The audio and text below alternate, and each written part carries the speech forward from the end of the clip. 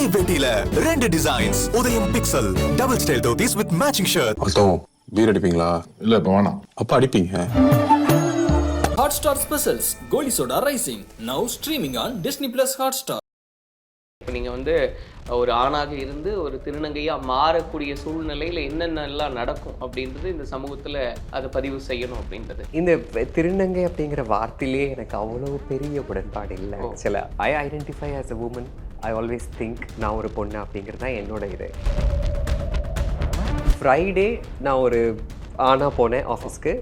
Monday நான் வந்து ஒரு இந்த ட்ரெஸ் எல்லாம் பண்ணிவிட்டு விக்கெல்லாம் வச்சுக்கிட்டு நல்லா மேக்கப்லாம் போட்டுட்டு பெண்ணாக போனேன்.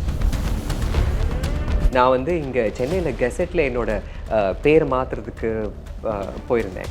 ஸோ அவங்க வந்து அந்த கெசட் நோட்டிஃபிகேஷனில் பெண்ணு போடவே மாட்டேன் அப்படின்ட்டாங்க, திருநங்கைன்னு தான் போடுவோம் அப்படின்ட்டாங்க. ப்ராப்ளம் எங்கே நடக்குதுன்னா 98% ஆஃப் ட்ரான்ஸ்ஜெண்டர் பீப்புள் அவங்க வந்து அவங்களோட வீட்டிலேருந்து ஓடி வந்து படிப்பை விட்டு school drop outs, college drop outs, மற்ற ட்ரான்ஸ்ஜெண்டர் கம்யூனிட்டி கூட இருக்காங்க. அப்படிங்கிறதுனால இப்போது ஒரே ஒரு ஆப்ஷன் ஃபார் லைவ்லிஹுட் அவங்களுக்கு என்ன, ஒன்று பெக்கிங் இல்லை செக்ஸ் ஒர்க். பேரண்ட்ஸோட சப்போர்ட் இருந்தால் மற்ற யார் என்ன சொன்னாலும் வந்து அதை பற்றி நம்ம கவலைப்பட தேவையில்லை.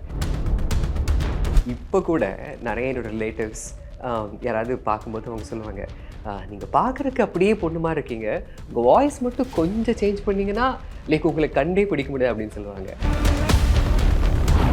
நீல நிற சூரியன் ஏன் இந்த படத்தை பார்க்கணும்? டிரான்ஸ்ஜெண்டர் பீப்புளோட ரெப்ரசன்டேஷன் வந்து 2 முக்கியமான விதத்தில் தான் இருக்கும். ஒன்று வந்து அட்லீஸ்ட் ஒரு 5-6 இயர்ஸ்க்கு வரைக்கும் முன்னாடி நீங்கள் பார்த்தீங்கன்னா ப்ரிடாமினென்ட்லி கேலிக்கான காமெடிக்கான ஒரு ஆஸ்பெக்டாக இருக்கும். இப்போ நீங்கள் பார்த்தீங்கன்னா ஐயோ பாவம் அப்படிங்கிற அந்த ஒரு இரக்கத்துக்கான ஆஸ்பெக்ட் மட்டும்தான் இருக்குது.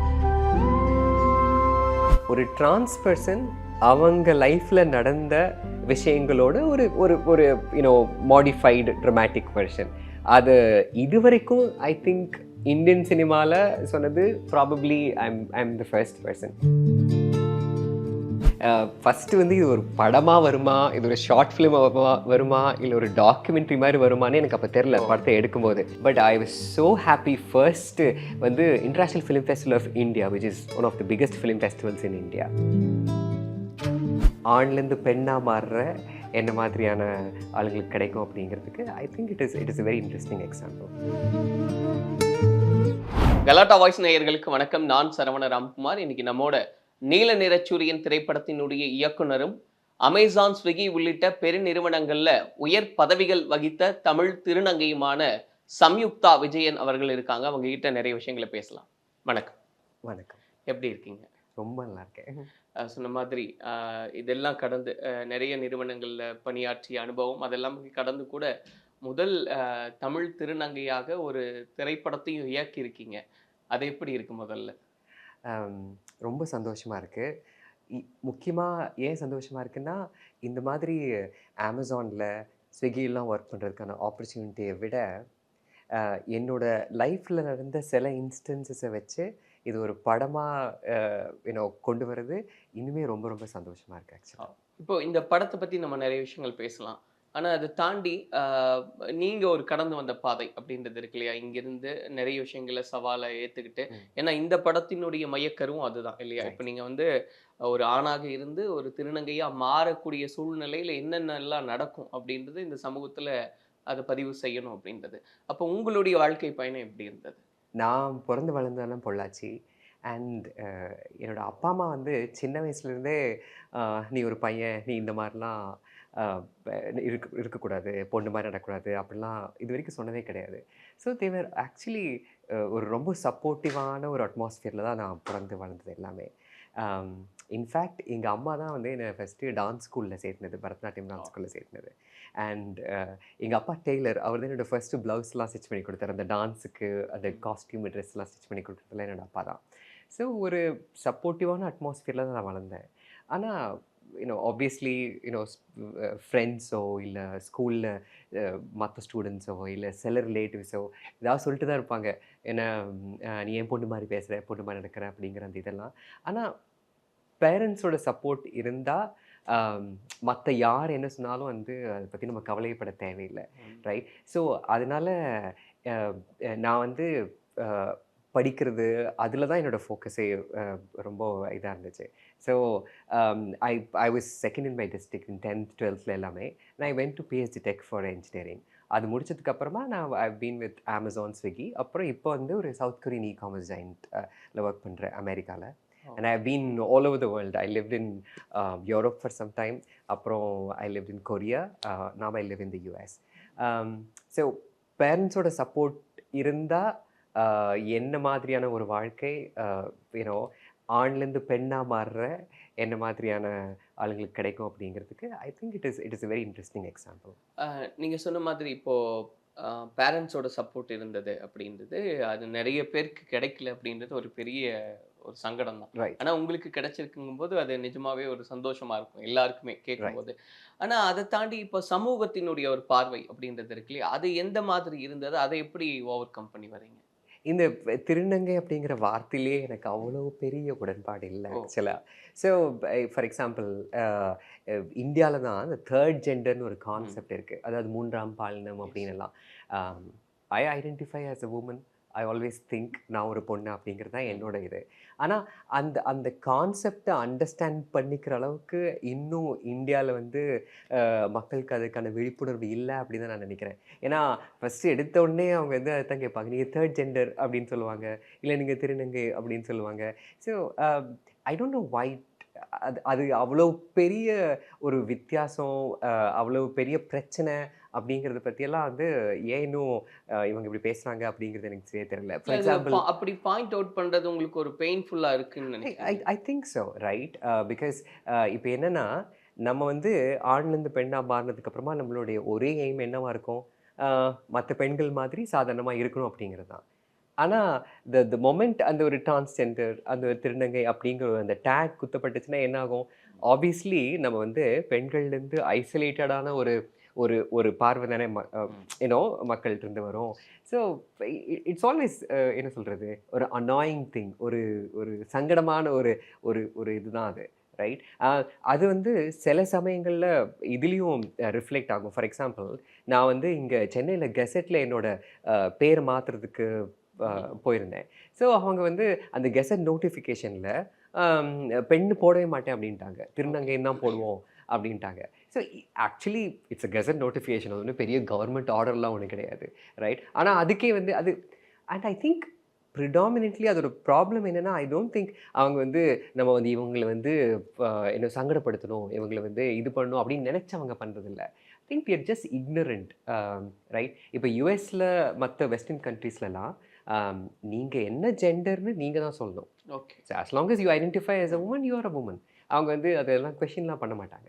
பட் அந்த மாதிரி சின்ன சின்ன சங்கடங்கள் எப்போவும் even now I think I face all of this things. இல்லை பார்க்கும்போது கெசட்டில் மாற்றும்போது ஒரு புரிதலுக்காக நான் சொல்கிறேன், ஒருவேளை திருநங்கைகளுக்கான சலுகைகள் கிடைக்கணும், அதனால நாங்கள் ஸ்டாண்ட் பண்ணுறோம் அப்படின்றதுனால மேபி இருக்கலாம்னு நினைக்கிறேன். இப்போ வெளிநாடுகள் அப்படின்னு நம்ம பார்க்கும்போது அங்கே எப்படி இருக்குது, ஈவன் அமேசான் அண்ட் ஸ்விக்கி இங்கெல்லாம் ஒர்க் பண்ணும்போது அந்த வியூ எப்படி இருந்தது, எவ்வளோ நல்லா இருந்தது, இல்லை எப்படி இருந்தது? நான் நிறைய பேர்கிட்ட சொல்லியிருக்கேன் ஆக்சுவலாக.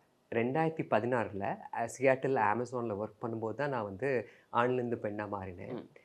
ஃப்ரைடே நான் ஒரு ஆணாக போனேன் ஆஃபீஸ்க்கு. மண்டே நான் வந்து ஒரு இந்த ட்ரெஸ்லாம் பண்ணிவிட்டு விக்கெல்லாம் வச்சுக்கிட்டு நல்லா மேக்கப்பெல்லாம் போட்டுட்டு பெண்ணாக போனேன். என்னமோ நான் எப்போவுமே பெண்ணாகவே இருந்த மாதிரி தான் அவங்க என்னை ட்ரீட் பண்ணாங்க. என்னோட கரெக்டாக பேரை யூஸ் பண்ணுறது, என்னோடய ப்ரொனவுன்ஸ் கரெக்டாக யூஸ் பண்ணுறது, ஃபீமேல் ரெஸ்ட் ரூம் யூஸ் பண்ண அலோவ் பண்ணுறது. ஸோ இதெல்லாம் வந்து ரொம்ப என்னவோ ஒரு மேட்டர் ஆஃப் ஃபேக்டாக எப்படி நடந்தால் எப்படி இருக்கும் அது மாதிரி தான் நடந்துச்சு. ஸோ சடனாக சேஞ்ச் ஆகிருக்கீங்க அந்த மாதிரி ஒரு ஆசோலேஷன் அந்த மாதிரி. ஆனால் என்னென்னா ஸோ அங்கே அந்த ஹியூமன் ரிசோர்ஸ் ஹெச்ஆர் பர்சனே அவங்க வந்து ஒரு ஒரு இமெயில் டெம்ப்ளேட் வச்சுருக்காங்க. அதாவது இந்த மாதிரி மாறுறவங்களுக்குன்னு சொல்லிட்டு ஒரு டெம்ப்ளேட் வச்சுருக்காங்க. அதில் வந்து நம்ம வெறுமனே டீட்டெயில்ஸ் மட்டும் ஃபில் பண்ணி எல்லாருக்கும் ஒரு இமெயில் அனுப்பிச்சா போதும், அவ்வளோதான். அதாவது அங்கே பாருங்கள், அது எத்தனை தடவை அப்படி நடந்துருந்துச்சுன்னா அது ஒரு டெம்ப்ளேட் மாதிரி க்ரியேட் பண்ணி நீங்கள் வெறும் உங்கள் பேர், உங்கள் எந்த ஆண்லேருந்து பெண்ணாவோ பெண்லேருந்து ஆணவோ மாறுறீங்க அப்படிங்கிற டீட்டெயில்ஸ் மட்டும் நம்ம ஃபில் பண்ணால் போதும். ரைட். ஸோ பிகாஸ் அவங்க வந்து இது ரொம்ப நேச்சுரல், இது ஒன்றும் பெரிய விஷயமா ஒன்றும் இல்லை அப்படின்னு நினைக்கிறாங்க. So which is why as long as அந்த மாதிரி ஒரு தாட் இருந்துச்சுன்னா அதுக்கப்புறம் அதை எதிர்த்து இல்லை நான் பெண்ணு தான் அப்படின்னு ப்ரூவ் பண்ண வேண்டிய அந்த ஒரு அவசியமும் எனக்கு இருக்காது இல்லையா?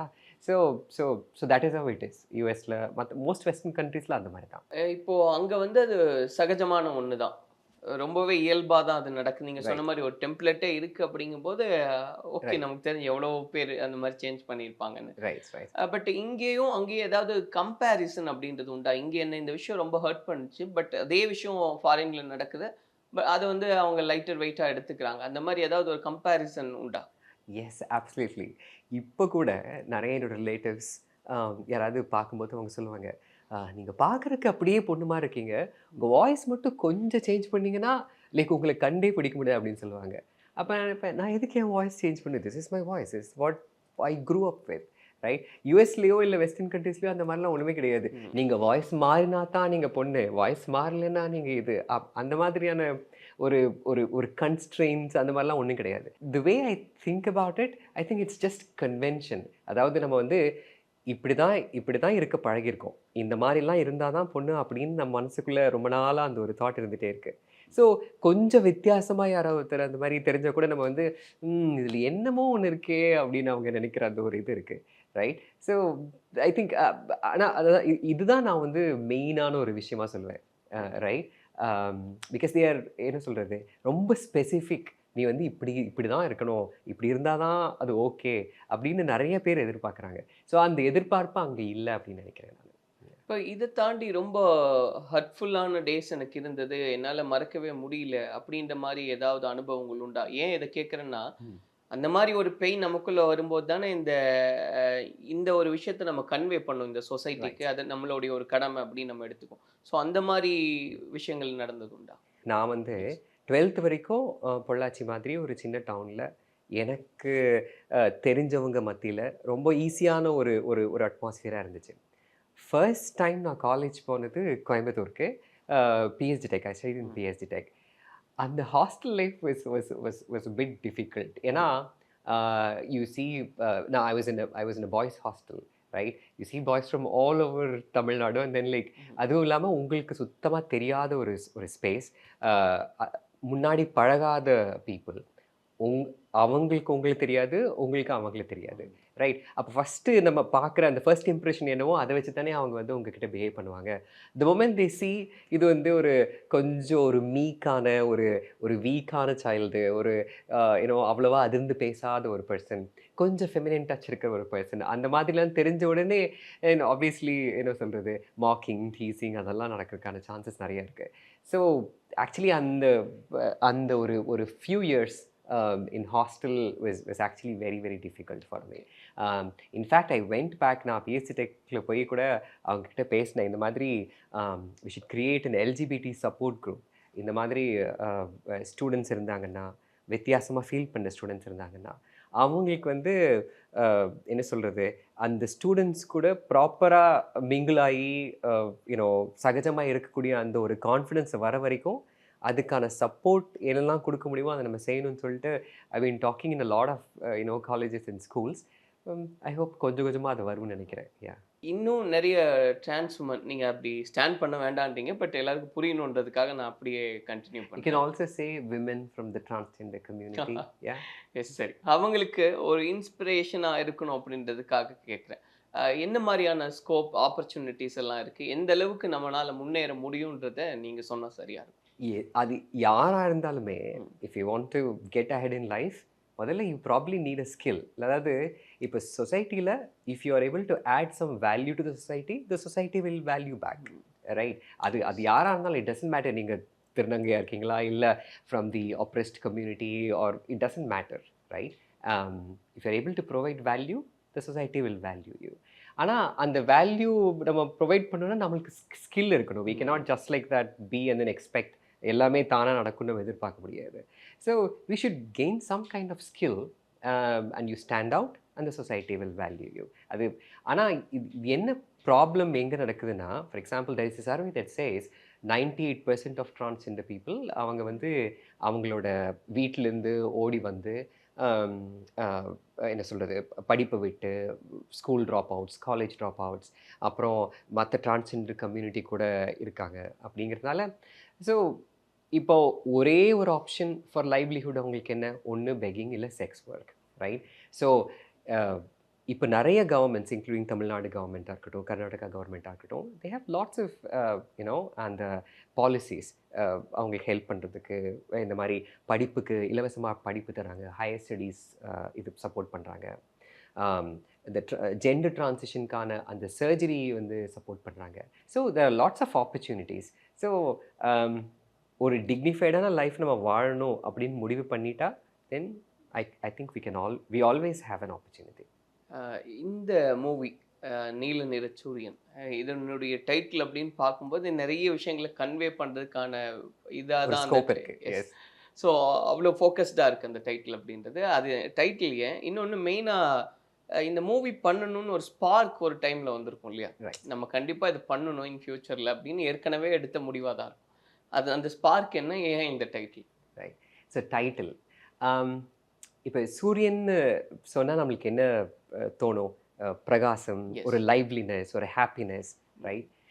எந்த ஒரு ட்ரான்சிஷன் அந்த லீட் கேரக்டருக்கு ஹாப்பினஸ் கொடுக்கக்கூடிய ஒரு சந்தோஷமான விஷயமா இருக்குமோ அது வந்து இட் இஸ் அதோட இன்டென்சிட்டியை குறைக்கிற மாதிரி சுற்றி இருக்கவங்களோட அந்த ரியாக்ஷன், அவங்க கொடுக்கக்கூடிய அந்த பிரச்சனை அதெல்லாம் சேர்ந்து ஒரு சூரியன் மேலே ஒரு நீலக்கல் பெயிண்ட் அடித்தா எப்படி இருக்கும், அதோட இன்டென்சிட்டி குறையும் இல்லையா?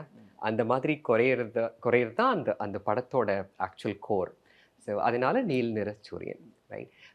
இன்னொரு ரீசன் என்னென்னா படத்தில் அந்த லீடோட பேர் பானுனா சூரியன், ரைட்? அந்த ஃபீமேல் கேரக்டரோடது.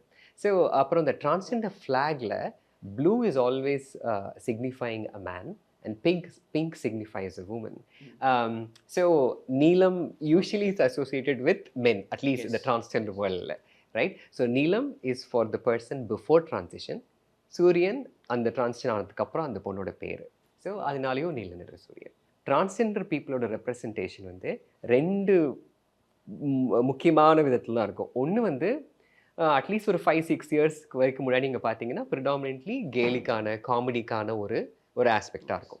அப்படி இல்லைன்னா இப்போ நீங்கள் பார்த்தீங்கன்னா ஐயோ பாவம் அப்படிங்கிற அந்த ஒரு இரக்கத்துக்கான ஆஸ்பெக்ட் மட்டும்தான் இருக்குது. பட் அந்த ஸ்பார்க் அப்படின்றது எங்கே வந்தது? நம்ம பண்ணி தான் ஆகணும் இது அப்படின்ற ஒரு நெசசிட்டி. அதான் நான் சொன்னேன் இல்லையா? ஸோ அந்த ரெண்டு விதமாக தான் ஒரு டிரான்ஸ்ஜெண்டர் பீப்புளோட லைஃப் அவங்க காமிக்கிறாங்க. அந்த மூவிஸ் எல்லாம் பார்க்கும்போது அந்த தாட் இருந்தது. இன்னொன்று வந்து நீங்கள் பார்த்தீங்கன்னா அந்த படங்கள் எடுக்கக்கூடிய ஆளுங்க ப்ரிடாமினெண்ட்டாக ஒன்று இது மென்னாக இருப்பாங்க who have absolutely no experience with transgender people. அப்படி இல்லைன்னா some women are interested in அந்த ஒரு இது படம் எடுக்கிறதுக்கு, ரைட்? இவங்க யாருக்கும் அதை வாழ்ந்த அந்த ஒரு எக்ஸ்பீரியன்ஸ் கிடையாது, ரைட்? ஸோ இப்போ அந்த டிரான்சிஷனில் இருக்கிற அந்த சின்ன நுவான்சஸ், அந்த சின்ன ஈவெண்ட்ஸ்லாம் அவங்களுக்கு தெரியாது. அது கஷ்டம். அது யாராக இருந்தாலும் அது பண்ணுறது கஷ்டம். ஸோ அந்த மாதிரி சில ஈவெண்ட்ஸ்லாம் இது வரைக்கும் ஒரு படம் வரலையே அப்படின்னு நான் நினச்சிட்டே இருந்தேன். And which is why I really wanted to do the movie. இப்போ அந்த மூவி நிறைய நாமினேட் செய்யப்படுது, நிறைய டைட்டில் எல்லாம் வின் பண்ணுது, அது எவ்வளோ ஹாப்பியாக இருக்குது. அதில் உங்களுக்கு இது ரொம்பவே எனக்கு கனெக்டடாக இருந்தது அந்த மாதிரி விஷயங்கள். ஃபஸ்ட்டு வந்து இது ஒரு படமாக வருமா, இது ஒரு ஷார்ட் ஃபிலிமாக வருமா, இல்லை ஒரு டாக்குமெண்ட்ரி மாதிரி வருமானு எனக்கு அப்போ தெரில படத்தை எடுக்கும்போது. But I was so happy. First வந்து international film festival of India which is one of the biggest film festivals in India.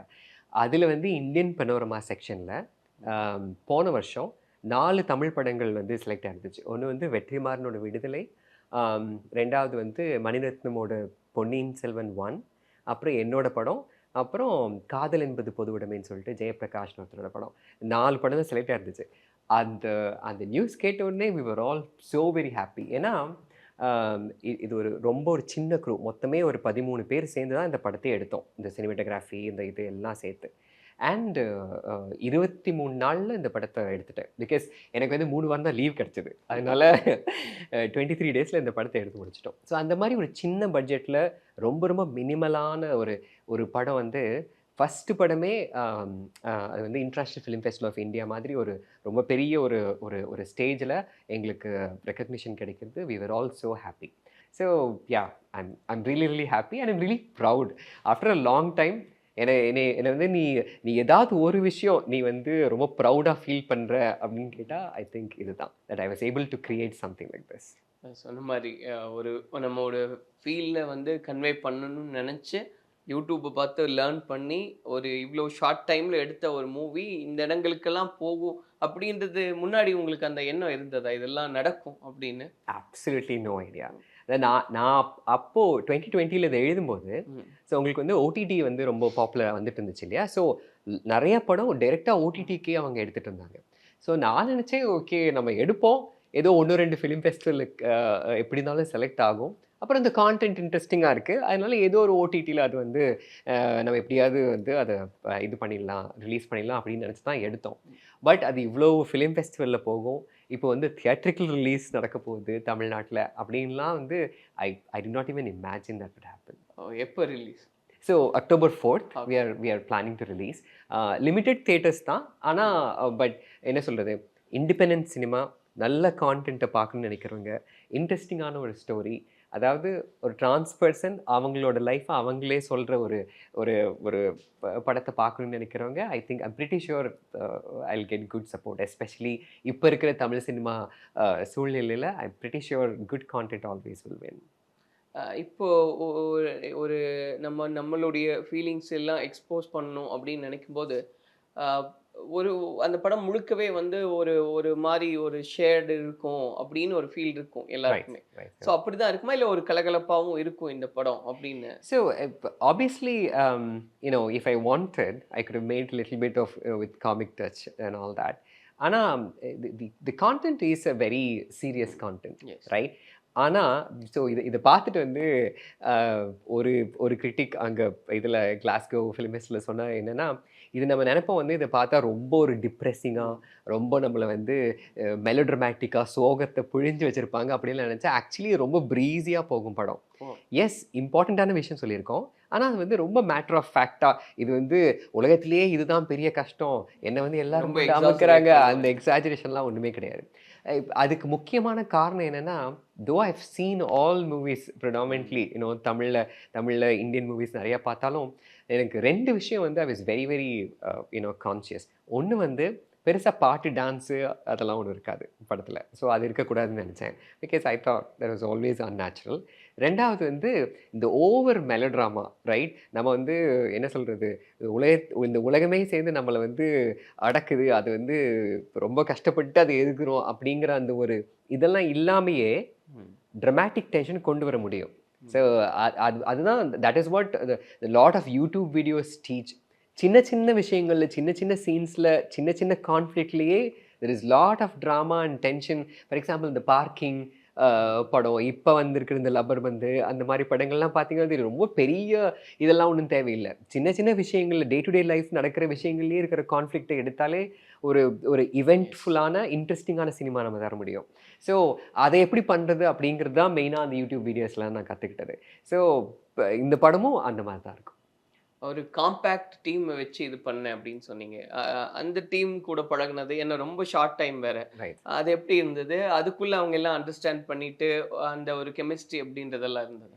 So என்னோட சினிமாட்டோகிராஃபர், அவர் பேர் Steve Benjamin and he's from Kerala. அவரை மட்டும்தான் எனக்கு முன்னாடியே தெரியும். மற்ற என்டையர் மித்த 10-12 பேர் வந்து கம்ப்ளீட்டாக எல்லாருமே வந்து இந்த படத்துக்காக எல்லாம் சேர்ந்து வந்தது தான். நாங்கள் என்ன பண்ணுவோம்னா, டெய்லியும் அந்த என்ன சீன்ஸ் நம்ம ஷூட் பண்ணுறோமோ அதை வந்து கம்ப்ளீட் ஸ்டோரி, என்டையர் க்ரூ, அப்புறம் கேஸ்ட் எல்லாருக்குமே நான் வந்து கிளியராக ஒவ்வொரு நாளும் என்ன நடக்க போகிறோன்னு சொல்லிடுவேன். Every single person in the team knows, including the cast and the crew.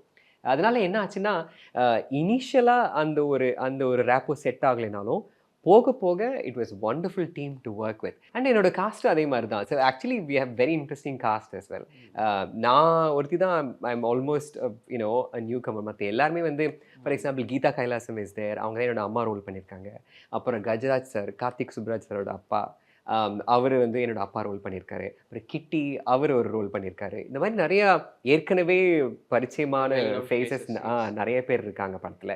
And அவங்க எல்லாருமே வந்து ஃபர்ஸ்ட் டைம் நான் அவங்ககிட்ட இந்த கதை சொன்ன உடனே ஆல்மோஸ்ட் எவ்ரிபடி எல்லாருக்கும் கதை ரொம்ப பிடிச்சது, நீ எப்போ வேணாலும் சொல்லி நாங்கள் வந்து நடிச்சு தரோம்னு சொல்லிட்டு அவங்க எல்லாம், நான் சொன்னேன் இல்லையா எனக்கு 3 வாரம் தான் டைம் இருந்தது, அந்த டைமுக்குள்ளே அவங்க எல்லாம் அந்த என்னோட டைமுக்கு அக்காமடேட் பண்ணி they were all wonderful to work with. ஏன் இந்த படத்தை பார்க்கணும், அதுக்கு பதில் இருக்கா? I think 2 reasons. ஒன்று வந்து ஒரு டிரான்ஸ் பர்சன் அவங்க லைஃப்பில் நடந்த விஷயங்களோட ஒரு ஒரு ஒரு யூனோ மாடிஃபைடு ட்ரமாட்டிக் வெர்ஷன். அது இதுவரைக்கும் ஐ திங்க் இந்தியன் சினிமாவில் சொன்னது probably I'm the first person. I know transgender படம் வந்திருக்கு, ஆனால் அதை எடுத்தது ஒரு டிரான்ஸ்ஜெண்டர் பர்சனாக இருக்க மாட்டாங்க யூஸ்வலாக. So I was probably the only person who wrote, directed, produced and did the lead role of the movie. எவ்வளோ duration movie? It's about 98 minutes, I think. Okay. Yeah. இப்போ சினிமா அப்படின்னு பேசும்போது ஒரு டைரக்டர், அந்த ஃபீல் எப்படி இருக்கு? எனக்கு இன்னும் நம்பவே முடியல.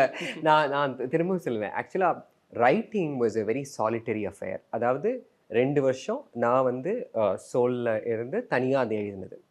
But direction is actually a collaborative thing. ஏன்னா அது not just the fact that I am directing. இப்போ நான் வந்து அந்த படத்தில் நடிக்க வேற செஞ்சுருக்கேன் இல்லையா? ஸோ முக்கால்வாசி சமயம் வந்து என்னோடய டீம் தான் வந்து they will direct the movie.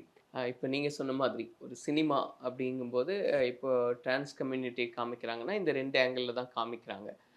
அது மாதிரி இருக்காது, பட் அந்த விஷயங்களை நான் சொல்கிறேன் அப்படின்னு. இப்போது முதல் படம் இதுக்கு அடுத்து நீங்கள் படம் பண்ணுவீங்களா? படம் பண்ணும்போது இப்போ நீங்கள் சொன்னதே நான் சொல்கிறேன். இப்போ ஒரு திருநங்கைனா அவங்கள மையப்படுத்தி தான் படம் எடுக்கணும்னு இல்லை, அதையும் சொல்ல வேண்டியது இருக்குது. அதை தாண்டியுமே நான் வேறு வேறு படங்கள் கொடுக்குறதுக்கு அந்த மாதிரி இருக்கிறதுக்கான ஐடியாஸ் எல்லாம் இருக்கா? Absolutely. I had already started writing my next movie. So அது வந்து 1920s நடக்கிற ஒரு கதை. அது வந்து தேவதாசிகள் பற்றினது. அதில் absolutely zero டிரான்ஸ்ஜெண்டர் கம்யூனிட்டி பற்றின இது. But it is still a very interesting story. நான் படித்தது, நான் பார்த்தது, அந்த விஷயங்கள்லாம் வச்சு I'm a classical dancer. I learnt Bharatanatyam for almost 10 years. So அந்த மாதிரி சில ஆஸ்பெக்ட்ஸ்லாம் வச்சு I form the story. I've already pitched it and I already have a producer as well. So hopefully in the next couple of years I'll do another movie. Yeah. So கேட்கும் போதே எங்களுக்கு ரொம்ப சந்தோஷமாக இருக்குது. அண்ட் மக்கள் மத்தியிலையும் அந்த படத்துக்கு ஒரு மிகப்பெரிய அங்கீகாரம் கிடைக்கும் அப்படின்னு நாங்களும் எதிர்பார்க்குறோம். அதுக்கு எங்களுடைய வாழ்த்துக்களையும் தெரியப்படுத்துகிறோம். அண்ட் இந்த படம் மட்டும் இல்லை, இனி வரக்கூடிய படங்களும் வெற்றி பெறட்டும் அப்படின்றத எங்களுடைய கலாட்டா சார்பாக வாழ்த்துக்களை தெரியப்படுத்தி நன்றி. Thank you so much. ஒரே பெட்டியில 2 டிசைன்ஸ் உதயம் pixel double style dhotis with matching shirt. இதை மெயின்டைன் பண்ண போறேன்னு சொன்னீங்களே, என்னத்த சுத்தம் பண்ணி தூக்குங்க. Hotstar Specials Goli Soda Rising, now streaming on Disney Plus Hotstar.